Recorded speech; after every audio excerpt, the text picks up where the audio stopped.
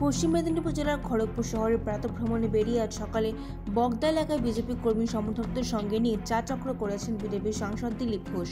সেখানে তিনি সংবাদ মাধ্যমের মুখোমুখি হয়ে বিভিন্ন প্রশ্নের উত্তর দেন। জেনে নিন তিনি কি বলেছেন।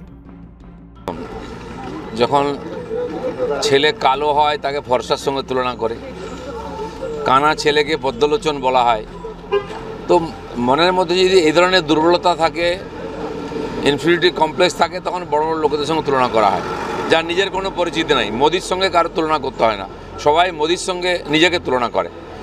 তো কাউকে বিবেকানন্দ, কাউকে মা শারদা, কাউকে চৈতন্য, মমতা ব্যানার্জিকে বিভিন্ন রকম আর প্রশংসা করা হচ্ছে, তার লাগানো হচ্ছে অলঙ্কার।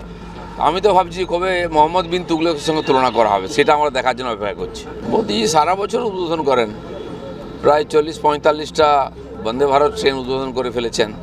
নূতন কালকে আবার অমৃত ভারত ট্রেন হলো, নমো ট্রেন হলো।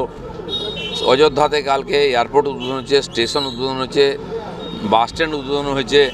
তো সারা দেশ দিয়ে যে উন্নয়নের কাজ মোদিজি করেছেন, যেগুলো বড় বড় কাজ ছিল, সেগুলো এখন শেষ হচ্ছে, উদ্বোধন তো করতেই হবে।